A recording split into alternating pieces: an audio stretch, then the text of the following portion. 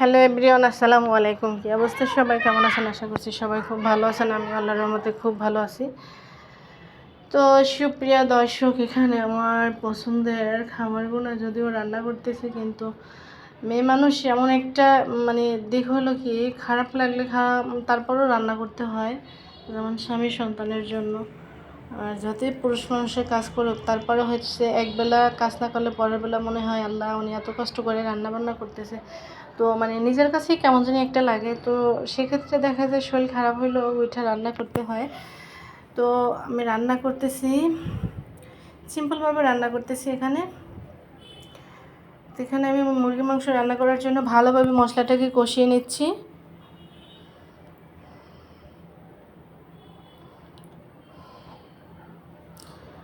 আর ঢেঁড়স ভাজাটা আমার অনেক পছন্দ, অনেক।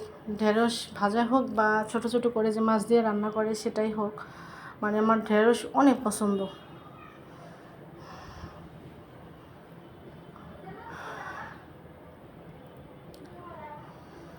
যখনই বুঝবেন আপনার মশলাটা কখন একবার ভালোভাবে কষানো শেষ, কখন বুঝবেন জানেন?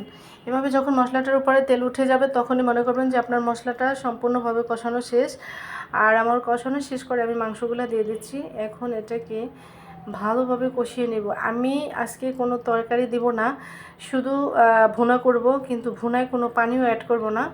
এই যে আপনার মশলা যে কষাইছি, এর ভিতরে যে মাংসটা দিচ্ছি, এটাকে আস্ত জালে, একবারে হাই হিটে না আর একবারে লো না, তো মিডিয়াম আস্ত দিয়ে আপনি এভাবে কষানোর ভিতরে ভুনা করে নেবেন। খাইয়ে দেখবেন কি পরিমাণ টেস্ট। আমি এইভাবেই করি, যে মাংসটা ভুনা করি এটার ভিতরে একটুও পানি দেয় না। তো এইভাবেই রান্না করি, আসলে এত টেস্ট হয়, এত পরিমাণ টেস্ট হয়, যা বলার কথা না।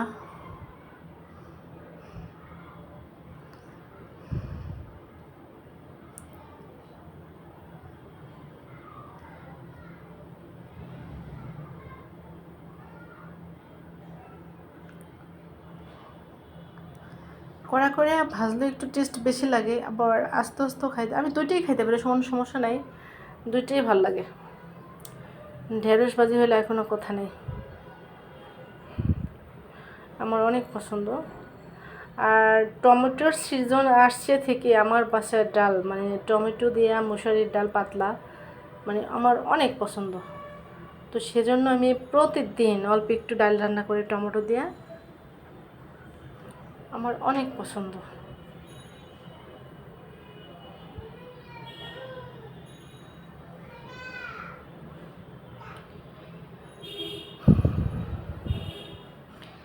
দেখেন আমার মাংসটা কিন্তু পুরোপুরি প্রায় ভুনা করা শেষ, একবার এই যে কষানোর ভিতরে কিন্তু আমি আর কোনো জল অ্যাড করিনি, এটাতেই আমার ভুনো হয়ে গেছে।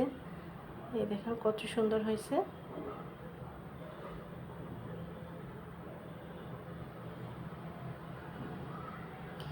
ইয়ামি ইয়ামি, যে জিনিস দেখতে সুন্দর সে জিনিস খেতেও মজা লাগে। আর দারুণ টেস্ট হয়েছে। তো ঢেঁড়স ভাজি, পাতলা ডাল, মুরগির মাংস ভুনা। শরীরটা বেশি একটা ভালো না, সেটা নিয়ে আজকে রান্না করলাম। তো ভালো লাগলে অবশ্যই ভিডিওটা শেয়ার দিবেন। ধন্যবাদ।